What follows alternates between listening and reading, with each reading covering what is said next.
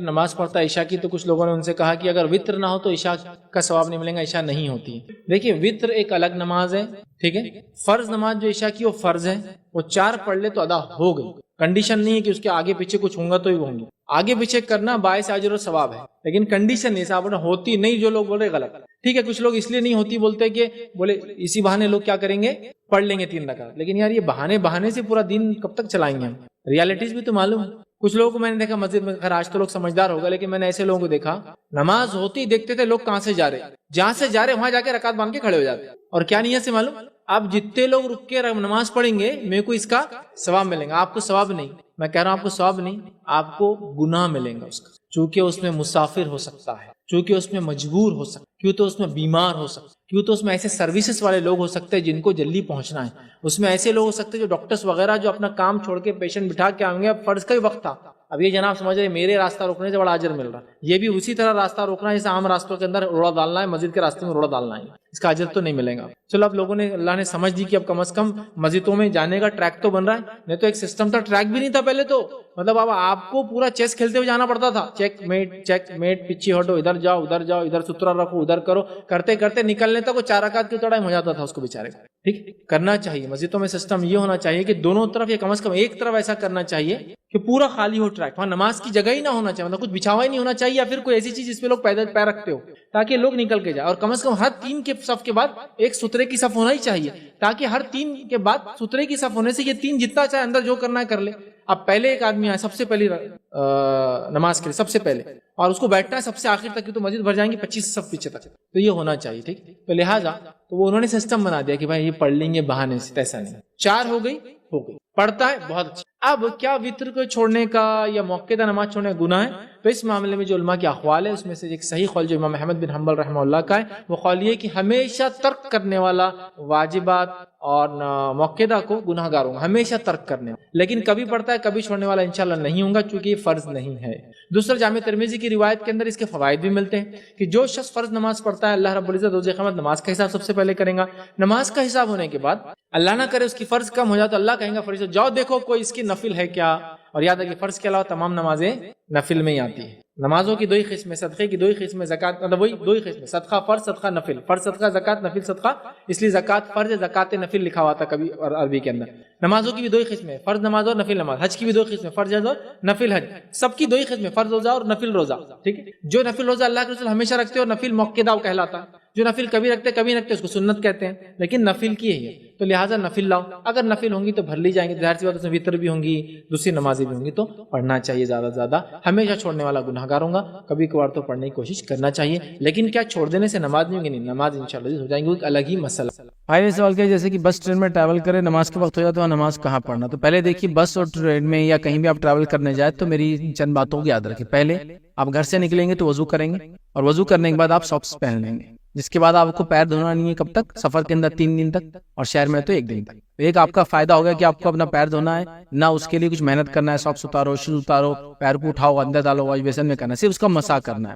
مسح کیسا ہے کہ سیدھے ہاتھ کے لیے سیدھے ہاتھ میں تھوڑا سا بھگا کے لیا، اور جوتا اتار کے پھر ساکس کو اوپر سے ہاتھ کر دیا، اور الٹے ہاتھ سے الٹے ہاتھ کر لیا اور ہاتھ پھیر دیا، یہ انشاءاللہ آپ کے لیے کافی ہو جائے گا۔ تو یہ مسح ہو، تو ایک فائدہ ہو گیا آپ۔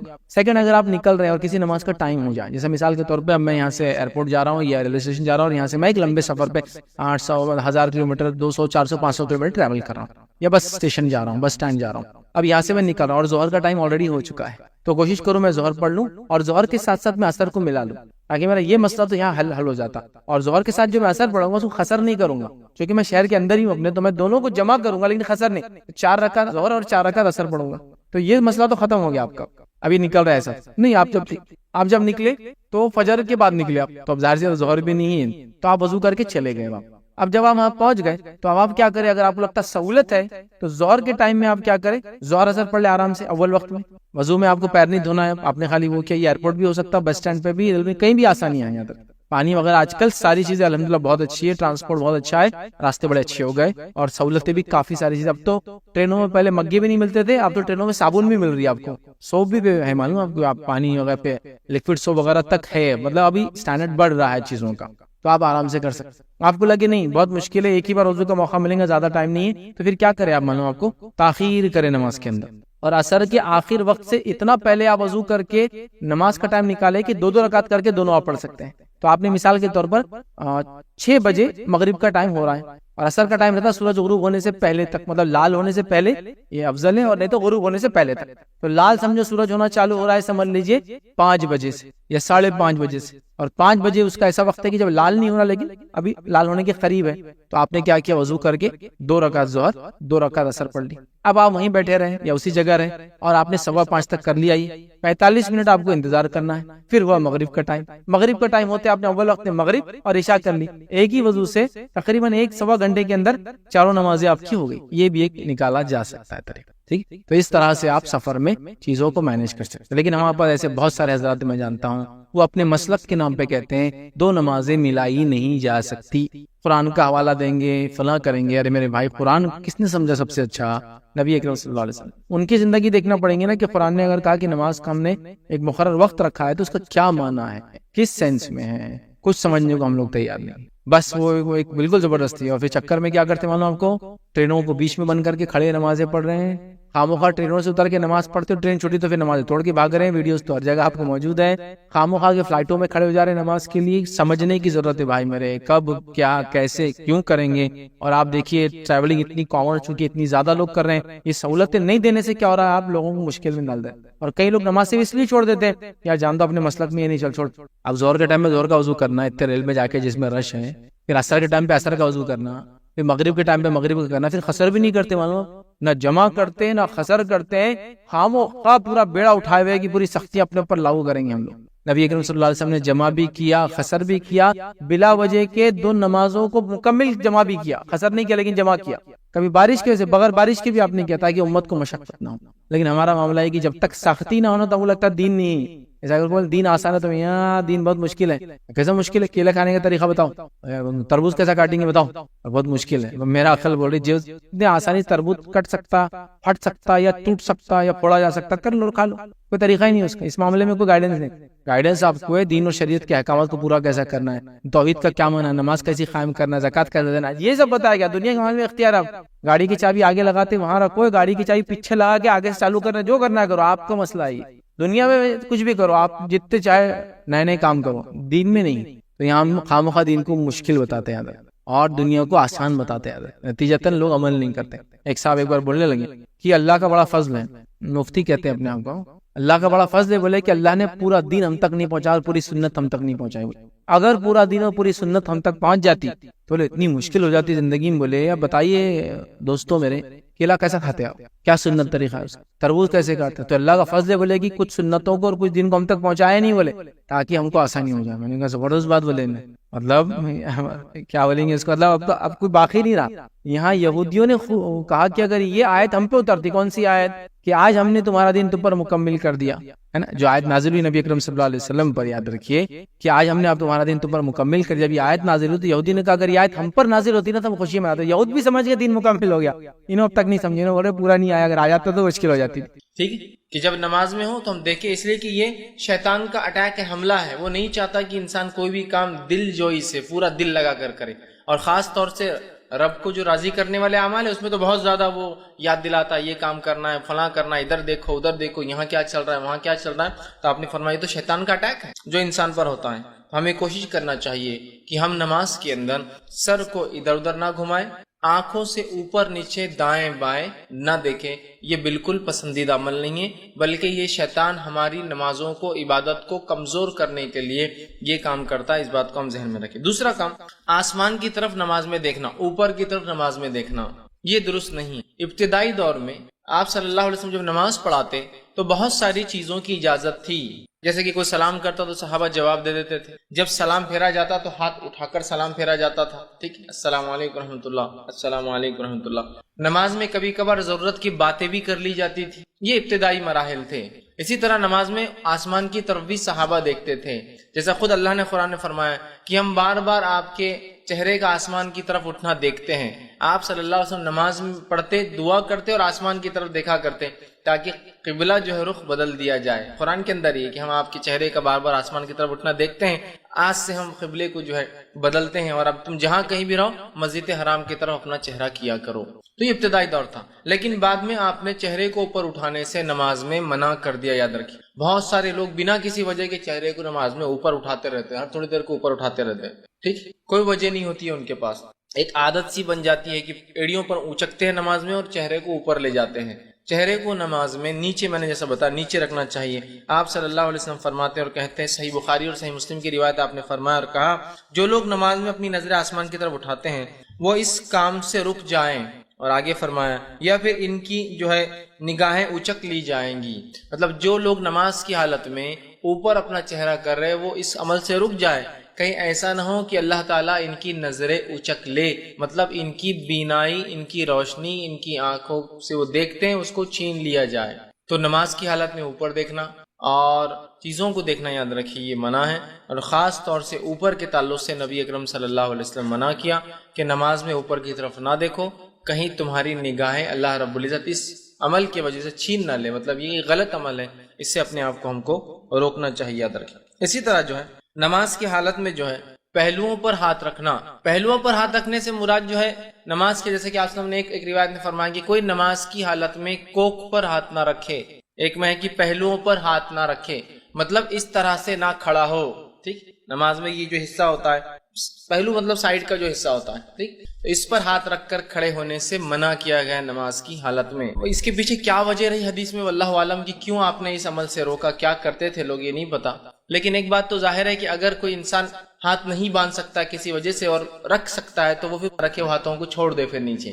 لیکن پہلوؤں پر رکھنا نماز کی حالت میں, یا کوک پر ہاتھ رکھنا مطلب پیٹ کے اس حصے پہ ہاتھ رکھنا, اس طرح سے نماز کی حالت میں نبی اکرم صلی اللہ علیہ وسلم نے منع کیا ہے. ٹھیک, اسی طرح جو ہے لٹکے ہوئے بالوں کو یا آستین کے کپڑے کو یا پھر کرتے کو یا پھر کوئی اور انسان جو ڈریس آج کل لوگ پہن لے رہے ہیں بار بار درست کرنا.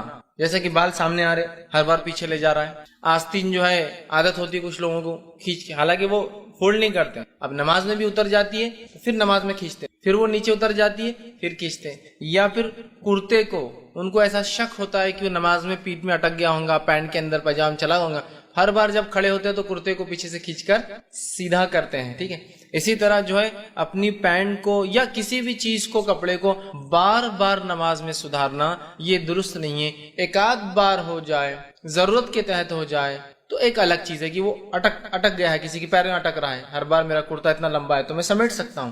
لیکن کنٹینیوسلی صرف انکانشیسلی یہ عمل کو لوگ کرتے رہتے ہیں, بالوں کو سدھارتے رہتے ہیں, یہ درست نہیں ہے. یا تو اپنے بالوں کو آپ اچھے سے جما لیں, اچھے سے دبا دے یا اچھے سے باندھ لے, لیکن نماز میں بالوں کو ہر بار سیدھا کرنا یہ درست نہیں ہے. یا پھر بالوں میں خواہ ہاتھ ڈالنا یہ درست اور پسندیدہ عمل نہیں ہے. یا اسی طرح کپڑوں کو سیدھا کرنا, خاص طور سے ان نوجوانوں کو میں کہوں گا جو چھوٹے چھوٹے کپڑے پہن لے رہے آج کل.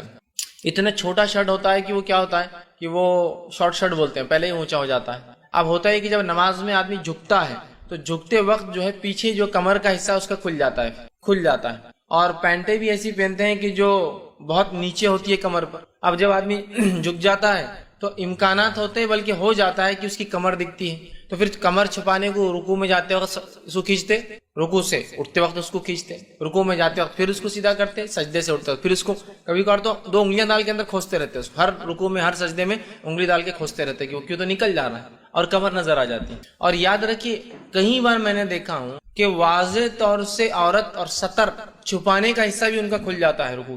واضح طور سے اتنے نیچے پینٹ اور اتنا اونچا شرٹ ہوتا ہے کہ جب وہ رکوع کرتے ہیں یا سجدے کرتے ہیں تو واضح طور سے کمر دکھ جاتی ہے اندر کی. اور نماز کی حالت میں سطر دکھنے سے, سطر کھل جانے سے نماز ٹوٹ جاتی ہے. وضو نہیں ٹوٹتا ہے لیکن نماز ٹوٹ جاتی ہے. تو اپنی نماز کی خیر منائیں اور ایسے کپڑے نہ پہنے جو کپڑے آپ کی نماز کو یا ہماری نماز کو برباد اور خراب کرتے ہیں. یاد رکھیں, کیوں ایسے لباس پہنے جس کی وجہ سے نماز ہی نہ ہو سکے. ٹھیک ہے, لیکن میں ہرگز نہیں کہہ رہا ہوں کہ نماز چھوڑ دے, لیکن نماز پڑھتے رہیں اور نماز کو صحیح انداز سے پڑھتے ہیں. تو لہٰذا شارٹ شرٹ نماز میں پہن رہے ہیں یا ایسی پینٹیں جو کمر تک آتی ہے, نیچے تک آتی ہے, جب رکوع کرتے ہیں تو پیٹھ نظر آ جاتی ہے, یا رکوع کرتے وقت یا سجدے میں جاتے وقت کنٹینیوسلی فکر ذہن میں ہوتی ہے کہ اس کو سیدھا کرنا ہے، اس کو سیدھا کرنا ہے، یہ درست نہیں. اس لیے کہ نماز میں خواہ کپڑوں سے کھیلنا، سدھارنا، ڈالنا، جمانا یہ درست نہیں ہے. اسی طرح بالوں کو پیچھے کرنا ہر تھوڑی دیر کو نماز کی حالت میں جن کے لمبے ہوتے ہیں یہ درست نہیں ہوگا. اس لیے کہ نبی اکرم صلی اللہ علیہ وسلم فرماتے ہیں اور کہتے ہیں،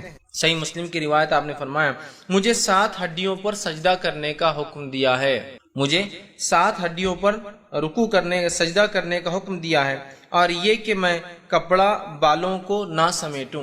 مجھے کیا حکم دیا گیا ہے؟ دیکھیے جب حکم کی بات آ رہی مطلب یہ اللہ کی طرف سے بات ہے کہ مجھے نماز کو 7 ہڈیوں پر تو 7 ہڈیاں کون کون سی ہوتی ہے؟ ایک ہڈی سر کی ہوتی ہے، سر اور ناک ملا کر ایک ہی ہڈی ہے، چونکہ اسکل کے اعتبار سے ایک ہے. دوسرے 2 ہڈیاں دونوں ہاتھ ہوتے ہیں، تیسری 2 ہڈیاں دونوں گھٹنے ہوتے ہیں، اور اس کے بعد دونوں پیر، تو پیر کے 2 انگلیاں جو مڑتی ہیں وہ ہڈیاں، اس کے بعد گھٹنے کے وہ 2 وہ 4 ہوئے، ہاتھوں کے 2 یہ 6 ہوئے، اور سر کا ایک اسکل یہ ہوئے 7. تو 7 ہڈیوں پر سجدہ کرنے کا حکم ہوا ہے، اور مجھے یہ بھی حکم ہوا ہے کہ میں اپنے بالوں کو اور اپنے کپڑوں کو نماز میں نہ سمیٹوں.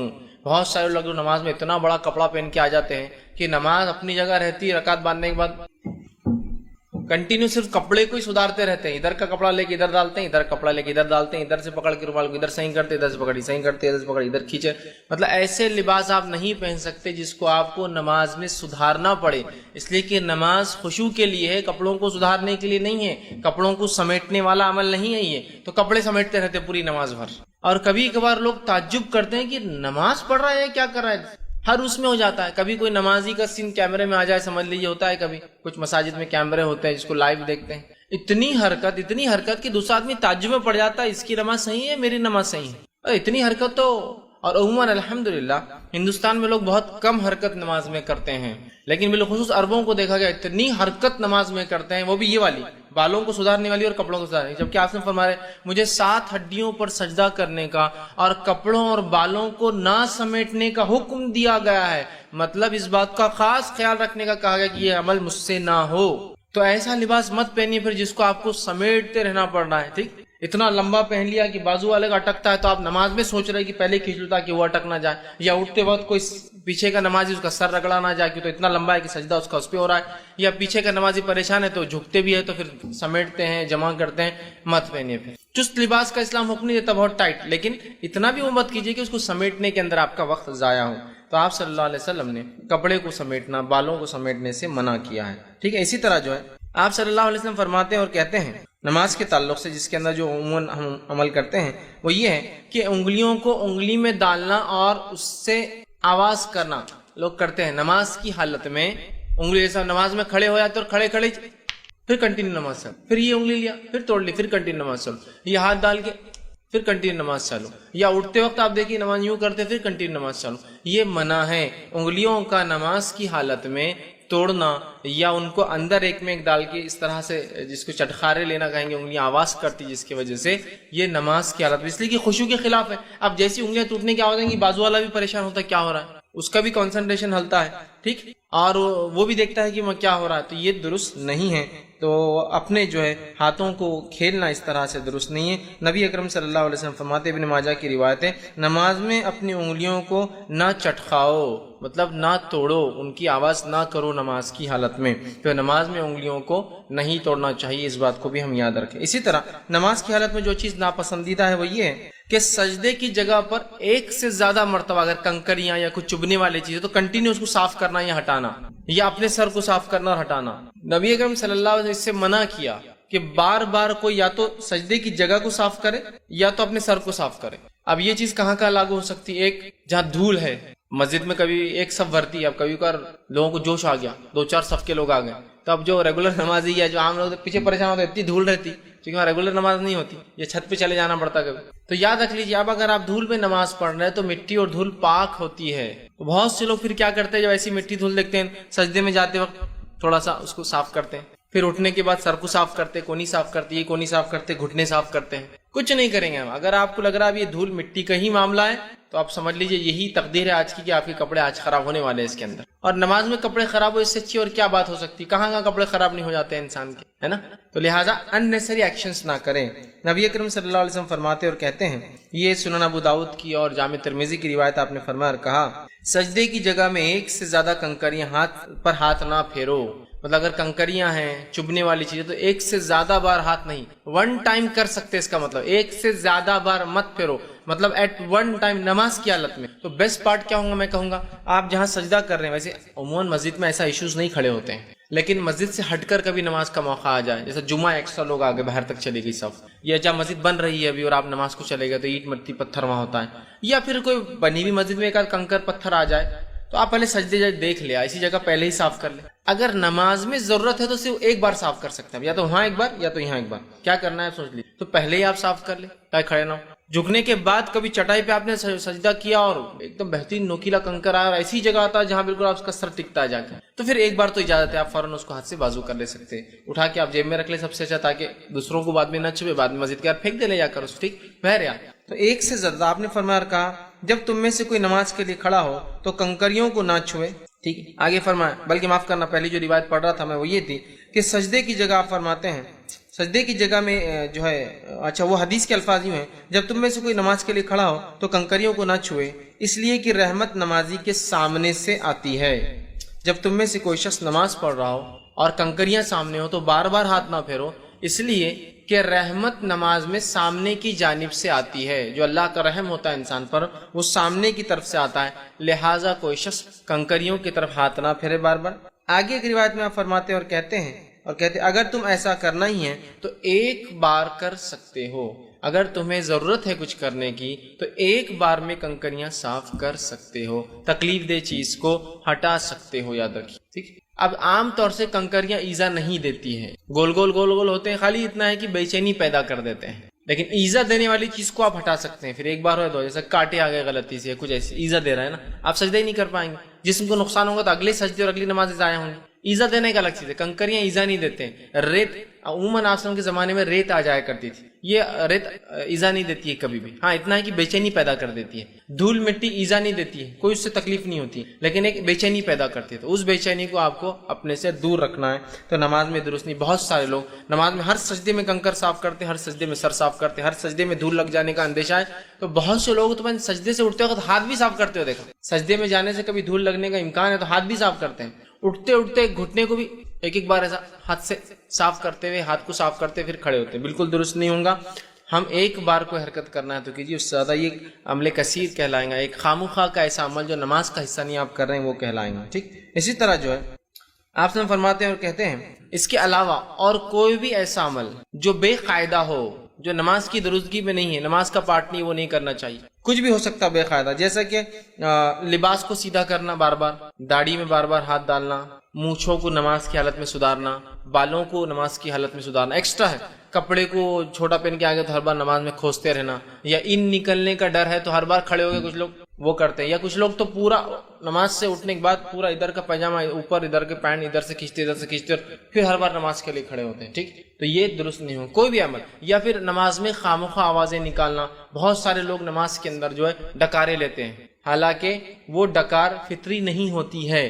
فطری آ جائے تو اجازت ہے, غیر فطری ڈکارے لیتے ہیں. غیر فطری ڈکارے کیا تو اور اتنی دیر تک چلتی ہے, اور وہ ڈکار سمجھ میں آتی ہے کہ لی جاتی ہے, جو ہوتا ہے نا ایکسٹرا.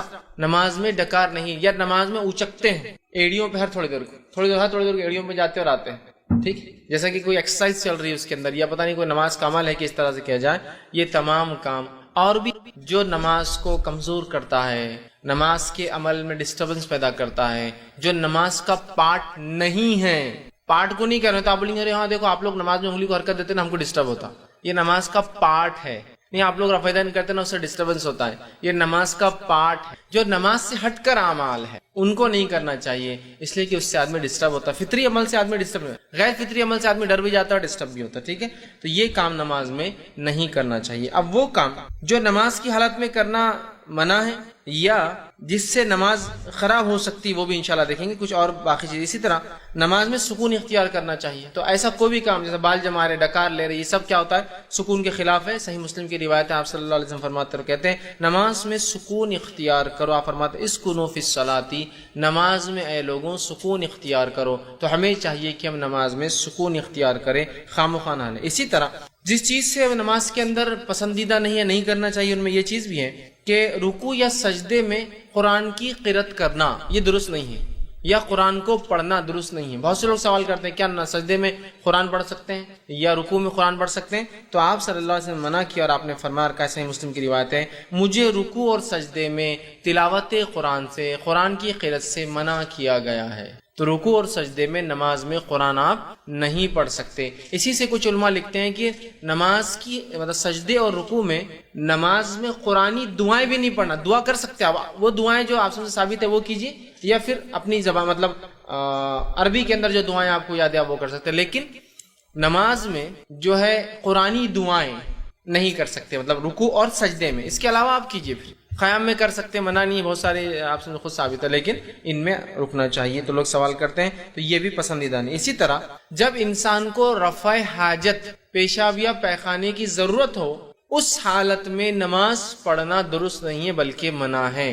بہت سارے لوگ کیا کرتے ہیں، ارے اب وضو کرنا بہت جان پہ آ رہا، جو وضو ہے اس کو کنٹینیو کر لیتے ہیں، حالانکہ پیشاب بہت زور سے آ رہا ہے، لیکن اب وضو بھی ٹوٹ جائیں گا، پھر نماز. مجبوریاں الگ چیز ہے کہ ایک ہی رکعت باقی ہے اور اس کے بعد جماعت نہیں ہے، تو جماعت کا ثواب جا رہا ہے، ایک الگ چیز ہے. تو آدمی کبھی کنٹرول میں ہوگا، لیکن عمومی حالت میں یہ پسندیدہ عمل کبھی کبھار ہو جائے تو ٹھیک ہے، ہمیشہ پسندیدہ نہیں ہے. آپ صلی اللہ علیہ وسلم. اور اسی طرح جب انسان کو کھانے کی ضرورت ہو اور بھوک لگی ہو تب بھی نماز پڑھنے سے منع کیا گیا ہے. ٹھیک، اس لیے کہ جب انسان پیشاب اور پیخانے کی ضرورت محسوس کرے گا تو کیا اللہ کی عبادت میں اس کا کوئی دھیان رہے گا؟ بتائیے آپ. اور اسی طرح اگر بھوکا ہو تو کیا انسان کنسنٹریٹ کر سکتا اپنی نماز میں؟ ٹھیک، نہیں کر سکتا. تو اسی لیے اللہ کے رسول نے فطری چیزوں کو، اسلام نے فطری چیزوں کو اول درجہ دیا ہے، کہا کہ پہلے کر لو. اور آپ صلی اللہ علیہ وسلم فرماتے ہیں، اور فرمایا اور کہا، اور دیکھیے الحدیث کے الفاظ اس طرح سے، یہ سنن ابو داؤد کی روایت ہے، کھانے کی موجودگی اور پیخانے یا پیشاب کی حاجت میں نماز جائز نہیں ہے. لا صلاۃ، آپ نے لفظ استعمال کیا، نماز نہیں ہے جب انسان کو کھانے کی ضرورت محسوس ہو اور پیشاب یا پیخانہ جانا ہو تو تب وہ نماز نہیں پڑھیں گا. تو اگر لوگ سوال کرتے کیا کھانا ہے، بھوکے ہیں ہم، نماز پہلے پڑھ لیں؟ تو کھانا پہلے کھا لیجیے. ضرورت سے فارغ ہونا ہے تو پہلے ہو جائیے، پھر نماز کے لیے کھڑے ہو، یہ زیادہ بہتر ہے. اسی طرح جو ہے تشہد میں ایڑیوں پر بیٹھنے سے آپ نے منع کیا. ایڑی مطلب کیا ہے؟ پیر کو اس طرح سے موڑ دینا اور پیر کی جو اوپر کی ہڈی، ایڑی جس کو کہتے ہیں، پچھلا حصہ پیر کا، وہ اوپر آ جاتا ہے اور دونوں ایڑیوں پر کمر رکھتے ہیں. یہ عمل درست نہیں ہے. ایڑی پر بہت سے لوگ بیٹھتے ہیں، دونوں ایڑیوں کو مطلب دونوں پیروں کو موڑتے ہیں، ایڑی اوپر آ جاتی ہے اور اس پر کمر اپنی رکھتے ہیں. ایسا بیٹھنے سے منع کیا گیا ہے، یاد رکھیے. اس بات کا ہم خاص طور سے دھیان دیں. آپ صلی اللہ علیہ وسلم فرماتے ہیں، صحیح مسلم کی روایت میں فرمایا، رسول اکرم صلی اللہ علیہ وسلم فرماتے ہیں، شیطان کی طرح مت بیٹھو، مطلب ایڑیوں پر مت بیٹھو. آپ نے ایک شخص کو دیکھا وہ ایڑی پر بیٹھا تھا، آپ نے کہا شیطان کی طرح مت بیٹھو. میں عائشہ فرماتی ہے وہ ایڑی کی بل بیٹھا تھا، اس کا مطلب ایڑی پر مت بیٹھو، مت بیٹھو. اور سجدے کی حالت میں اپنے ہاتھ کو جانوروں کے جیسا، درندوں کے جیسا، یہ ایک روایت میں الفاظ ہے کتے کے جیسا نہ رکھو. مطلب سجدہ جب کرتے وقت پورا ہاتھ نیچے نہ رکھو بلکہ صرف ہتھیلی نیچے اور ہاتھ اوپر اٹھنا چاہیے. یہ حکم مرد کے لیے بھی ہے اور یہ حکم عورت کے لیے بھی ہے. بہت ساری عورتیں جب سجدہ کرتی ہے تو بالکل وہ درندوں کی طرح، جانور کی یا کتے کی طرح، یہ دو پورا ہاتھ اور پوری کونی زمین پر لگی ہوتی نہیں.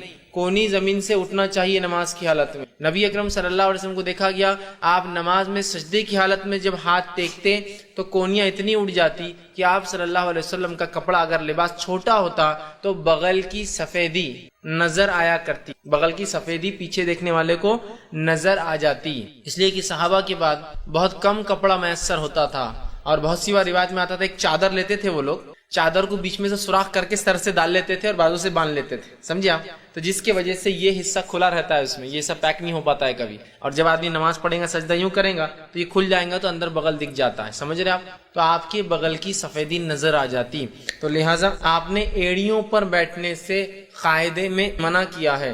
ٹھیک ہے، ایڑیوں پر ایک ایڑی پر بیٹھنا تو خود سنت سے ثابت ہے. نماز میں اگر 2 قاعدے ہیں تو پہلے قاعدے میں آپ ایک پیر کو موڑ دیں گے, الٹے پیر کو موڑ کر اس پر کمر ٹیکیں گے اور ایڑی بازو سے ایسی کھڑی رہیں گی. یہ تو پہلا ہوا.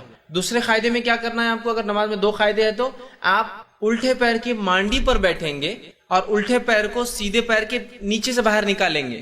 تورک کہتے ہیں اس کو عربی میں, کہ الٹا پیر ایسا رکھا ہوا ہے آپ کا, معاف کرنا, سیدھا پیر اور الٹا پیر کی مانڈی پر آپ بیٹھے ہیں لیپ پر, اور وہ پیر ٹیڑھا ہو کر ایسا باہر, جیسا عورتیں ہمارے پاس کرتی ہیں عام طور سے, مرد نہیں پڑتے ویسے, تورک کرتی ہے عورتیں, دیکھیے ان کے قاعدوں میں وہ سنت ہے آپ کی. تو بہرحال وہ کرنا چاہیے. تو ایڑی پر بیٹھنا نماز میں درست نہیں ہے. پہلے اس میں بھی ایڑی باہر رہیں گی اور دوسرے اس میں پیر اس کے نیچے سے نکالا جائیں گا, یاد رکھیں, ٹھیک ہے.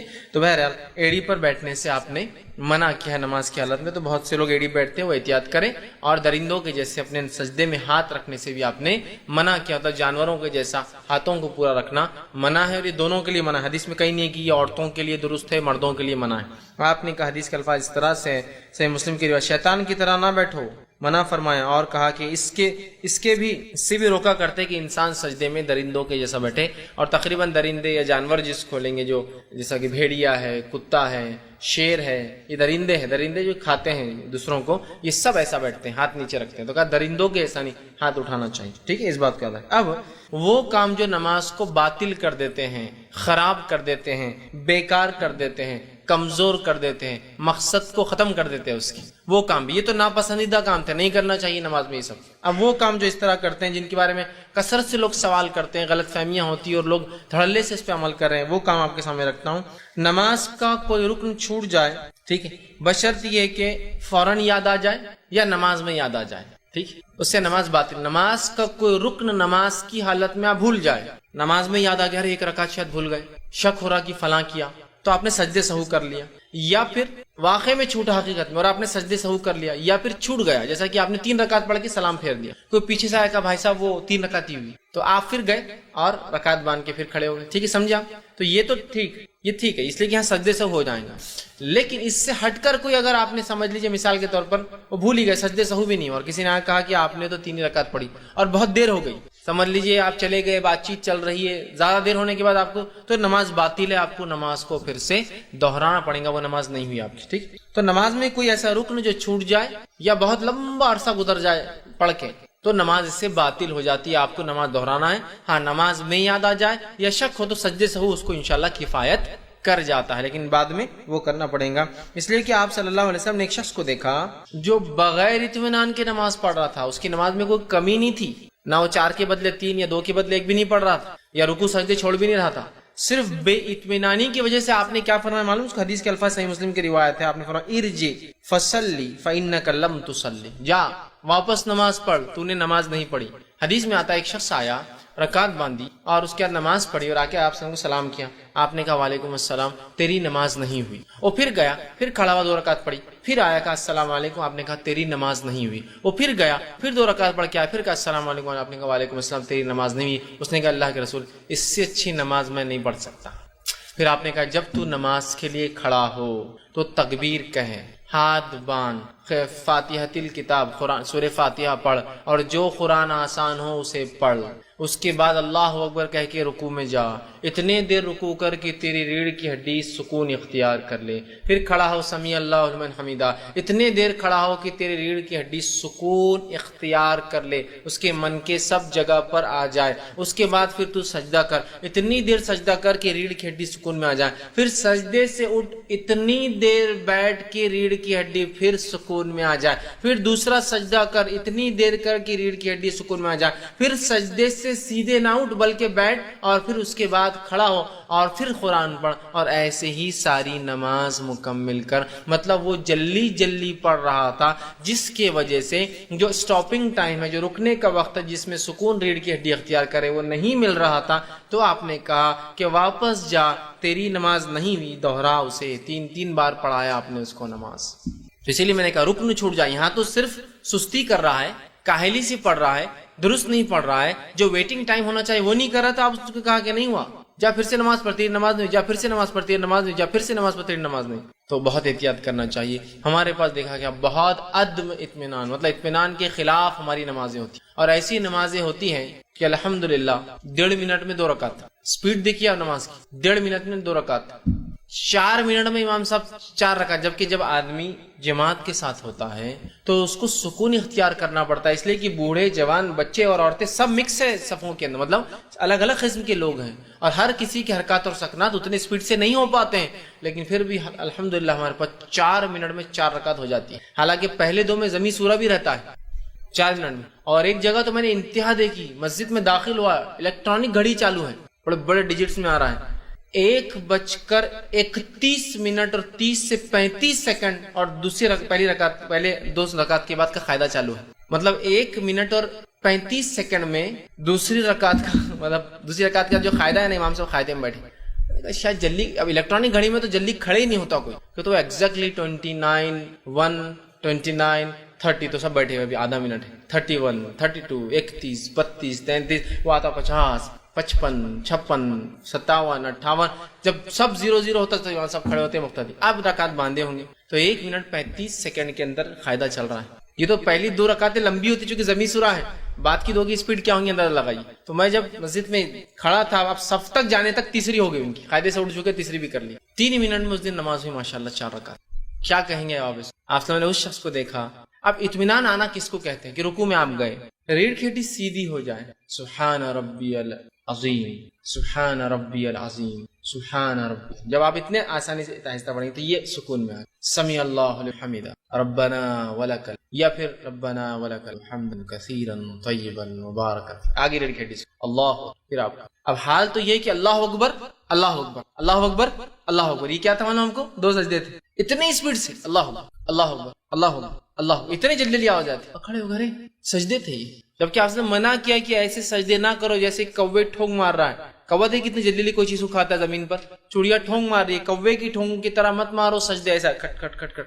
تو احتیاط کرنا چاہیے. تو یہ تو اطمینان نہیں حاصل کیا تو آپ نے کہا حدیث میں الفاظ ارجع فصلی فإنک لم تصلی, جا واپس نماز پڑھ, تیری نماز نہیں ہوئی. تو رکن چھوٹنے کا اس لیے میں نے اس میں لایا کہ اس سے نماز باطل ہو جاتی ہے, آپ کو دہرانا پڑے گا. اسی طرح دوسری چیز, نماز میں کھانا پینا یہ درست نہیں, اس لیے کہ آپ صلی اللہ علیہ وسلم نے فرمایا اور کہا, صحیح بخاری کی اور صحیح مسلم کی روایت ہے, ان فی الصلاۃ لشغلا, آپ فرماتے ہیں نماز میں اللہ تعالیٰ کے ساتھ انسان کی مصروفیت ہوتی ہے, وہ مصروف ہوتا ہے اللہ کے ساتھ, لہٰذا کھانا پینا اس میں درست نہیں ہوگا. اب آپ کوئی بھی بولیں گا نماز میں کون کھاتا پیتا ہے, ٹھیک, کھاتا پیتا نہیں ہے نماز کے اندر, لیکن اگر منہ میں کچھ ہے تو اس کو بھی نہ کھائیں.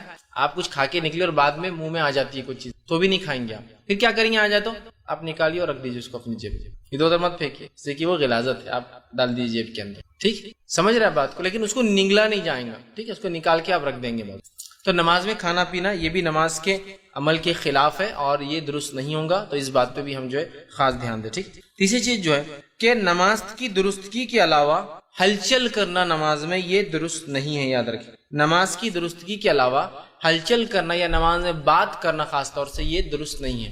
نماز کی درستگی کے لیے انسان بات کر سکتا ہے, لیکن نماز میں بات کرنا اس کے علاوہ درست نہیں ہے. سورہ بقرہ سورہ نمبر 2 آیت نمبر 238 میں اللہ رب العزت فرماتا اور کہتا ہے وقوموا للہ قانتین, اور اللہ کے لیے جو ہے اطمینان سے اور سکون کے ساتھ نماز کو ادا کرو, ٹھیک. اور اسی طرح آپ نے فرمایا کہ نماز کو سکون کے ساتھ پڑھا کرو, ٹھیک, اللہ کے لیے خاموشی سے کھڑے رہا کرو, ٹھیک, تو سکون کے ساتھ کرنا ہے. تو لہٰذا نماز میں ہمیں نماز کے علاوہ بات چیت نہیں کرنا ہے. اب آپ یہ پوچھ سکتے ہیں کہ نماز کے اندر بات چیت بولے تو یہ کیا ہے, کون سی بات چیت کریں گے. اب جیسا کہ امام نے غلطی کی, آپ لقمہ دیتے ہیں, لقمہ دینا کیا ہے, بات کرنا تھا. اصل میں فرمایا جب کوئی امام سے غلطی ہو جائے تو مقتدی کیا کرے, کیا کہے, سبحان اللہ, تو بات کرنا ہوگی نا, سبحان اللہ. امام سے جب کوئی غلطی ہو تو مقتدی اشارے کے لیے کیا کہیں گا, سبحان اللہ, ٹھیک ہے. ہمارے پاس کیا بولتے ہیں, اللہ اکبر, مطلب کر, کیسا نہیں کرتا, جھک اٹھ, ہم اس کو آرڈر نہیں کر سکتے ہیں, ہم کہیں گے سبحان اللہ. آپ غلطی پر اس کا اللہ کی ذات پاک ہے, آپ غلطی کر رہے ہیں, یہ معنی ہوتا ہے اس کا. ہاں بس کیا کرتے, اللہ اکبر, مطلب سمجھو امام غلطی سے قاعدے کے بغیر اٹھ گیا, اللہ اکبر, تو اب آپ نے کہنا ہے سبحان اللہ, تو لوگ کیا ہوتا ہے اللہ اکبر, اور بالکل بیٹھے بیٹھے ہی بولتے, اٹھتے نہیں ہیں, مطلب بیٹھنے ہی پڑیں گا تیرے کو, کیسا نہیں بیٹھتا, اللہ اکبر اللہ اکبر. اب وہ کبھی کبھار اس کو اندازہ نہیں کیا گڑبڑ کر رہا ہو تو اٹھ جاتا ہے, بیٹھ جاتا ہے, کھڑا ہو جاتا, پریشان ہوتا ہے امام بھی بدل. سب سے بیسٹ پارٹ ہے سبحان اللہ. امام اس کے بعد بھی نہیں بیٹھا, آپ کو کھڑے ہو جانا پڑے گا, اس ساتھ مل جانا پڑے گا, سمجھ رہے, بہر ہے سبحان اللہ. عورتوں سے آپ نے کہا کہ عورتیں چونکہ آواز سے نہیں وہ کریں گی تو عورتیں کیا کریں گی, تالی کی آواز کریں گی, اور اس کا طریقہ ایسا نہیں ہے, اس کا طریقہ ایسا ہے, مطلب یہ ہاتھ سے اس کے اوپر والے پشت پر مارا جائے گا. یہ چونکہ بہت بڑی تالی ہوں گی تو پشت پر مارا جائے گا, تو اس سے امام سمجھ جائیں گا کہ وہ غلطی پر ہے. لیکن اب عورتیں تو پیچھے ہے تو پھر اب سوال ہی نہیں کہ ان کی آواز آئیں گی, وہ کر لے.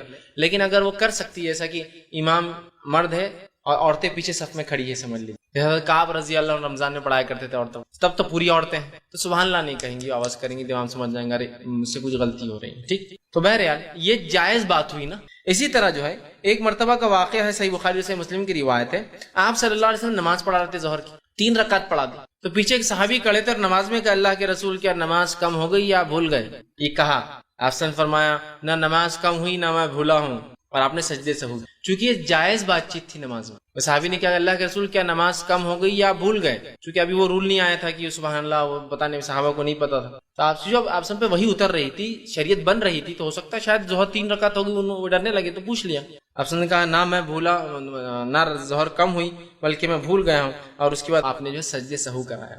ٹھیک, تو آپ نے 3 رکعت پڑھا دی تھی. تو یہاں صحابی نے بات کی, لیکن آپ نے بعد میں یہ نہیں کہا تم نے نماز میں بات کیسا کی, کیسا بولے میرے کو, خاموش ہے. تو پتہ چلا نماز میں جائز بات چیت جو ضرورت کی ہوتی ہے, ویسے جو نماز کی درستگی کا پارٹ ہے سبحان اللہ کہنا, لقمہ دینا بھی بات کرنے میں آئیں گے. جیسا کہ امام پڑھ رہا ہے اور اس سے مسٹیک ہو جائے, سورہ کافرون پڑھ رہا ہے اور وہ غلط ملت ہو گئی, اس کی قرأت کیا پہلے تھا کیا بعد میں تھی, آیت ریپیٹ ہو گئی, تو پھر آپ اس کو لقمہ دے سکتے, لقمہ دے سکتے. ٹھیک, لقمہ دینے کے لیے سب سے پہلا حق تو اس کے پیچھے کھڑے ہوئے انسان کا ہوگا, جو جس نے اقامت دی ہوں گی, اور اس کے بعد جو بھی پھر جانکار ہوگا, اسے جانکاری نہیں تو اس نے دینا چاہیے. ٹھیک, اور کچھ لوگ بھی دے دے تو کافی, اس لیے کہ عموماً اگر معروف سورے ہے, چھوٹے چھوٹے آخری سورے سب کو یاد ہوتے ہیں, لیکن ایسا ہوتا ہمارے مسجد میں اتنے لوگ چلا دیتے کہ وہ امام بھی بھول جاتا اب جو آگے کا تھا, سب ایک ساتھ لقمے دیتے ہیں, کھڑا ادھر لقمے آ جاتے کہ پریشان. تو جو سب سے پہلے نزدیک ہے وہ حقدار ہے اس لقمے کے, اور اس کے بعد والے ظاہر سی بات ہے ان کی آواز وہاں تک پہنچے گی بھی نہیں نا, تو پہلے وہ حقدار ہے, تو ہم انتظار کریں کہ وہ لوگ لقمہ دے یا اس کے تعلق سے کچھ کریں.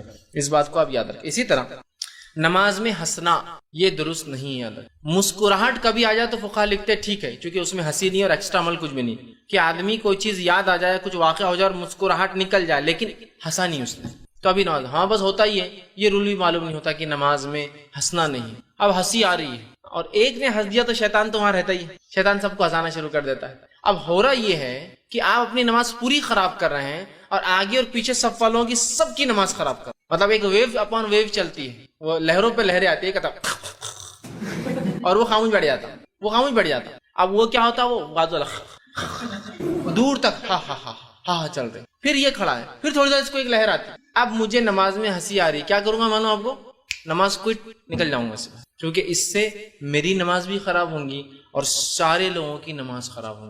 میں ایک مرتبہ کا ایک واقعہ سناتا ہوں. ایک دن میں نے سب سے لمبی ظہر اور سب سے چھوٹی مغرب پڑھی, ایک ہی دن کا واقعہ ہے. ایک بار امام صاحب نہیں تھے مسجد میں, اب کیا ہونا ہے مسجد کا حال, ایک تو کیا کرتے ہیں امامت کے لیے زبردستی, چلو آگے چلو, وہ ایک آدمی کوئی تو پھنس جاتا ہوں, اس کا مسئلہ نماز پڑھانے کا نہیں ہوتا, اس کو ڈر رہتا بعد میں دعا کیسے کرو, دعا یاد نہیں رہتی نماز کے بعد. آگے کیوں نہیں جاتے نماز میں بہت سارے لوگ, ان کو نماز پڑھانا آتی ہے, دعا کون کرائے گا, وہ یاد نہیں رہتی ہے, تو پریشان رہتے. اب چلو بڑھا دی, ایک صاحب کو ظہر کے لیے بڑھا دی, جب ظہر پڑھائی ماشاءاللہ انہوں نے سب سے لمبی ظہر 16 منٹ کی ظہر چل رہی ہے. اب وہ اس لیے پڑھا رہے کہ ان کو لگ رہا میں بہت جلدی پڑھتا تھا, آج آرام سے پڑھوں گا.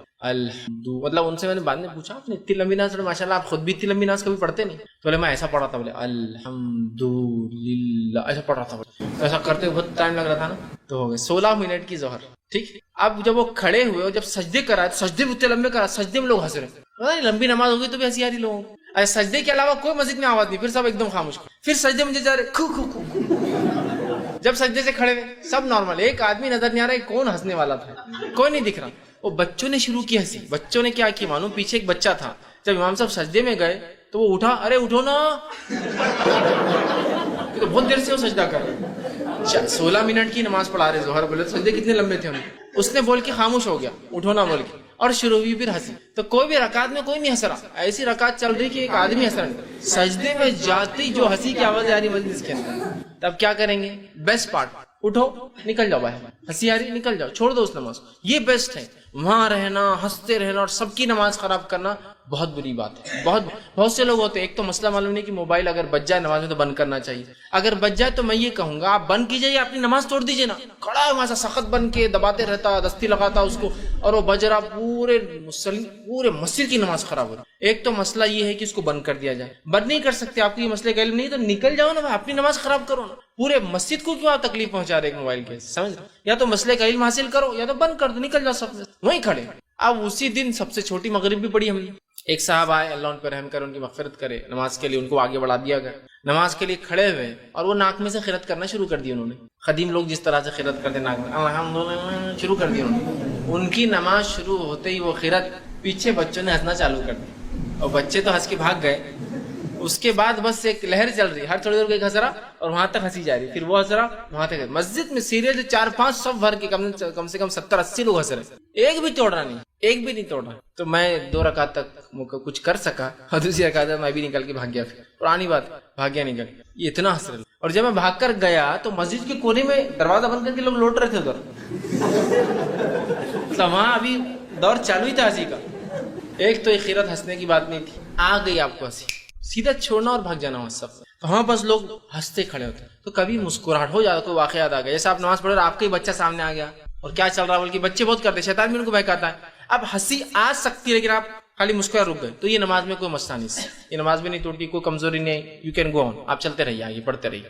ہنسی آ گئی تو نماز پھر. تو آپ صلی اللہ علیہ وسلم نے جو ہے سے منع کیا, نماز میں ہنسنا درست نہیں. اور اس کے تعلق سے آپ جو حدیث کے الفاظ ہیں وہ طبرانی کی روایت, آپ نے فرمایا کہا کہ مسکراہٹ نماز کو نہیں توڑتی, البتہ قہقہ لگا کے نماز کو پڑھنے سے نماز ٹوٹ جاتی. ہنس رہے آپ, کہ نماز کا مقصد فوت ہو گیا نا, آپ ہنس رہے ہیں. نماز عاجزی ہے, انکساری ہے, اللہ سے دعا ہے, رحمت کی دعا ہے, اللہ سے جو ہے بہت ساری چیزیں بندہ کرتا ہے, مشغول ہوتا ہے, اس سے بات چیت کرتا ہے, اور اس میں پھر اس کو ہنسی آ گئی تو وہ اس عمل کے خلاف ہو گیا. مسکراہٹ آنا ایک الگ چیز ہے, وہ آ جاتی ہے کبھی کبھار.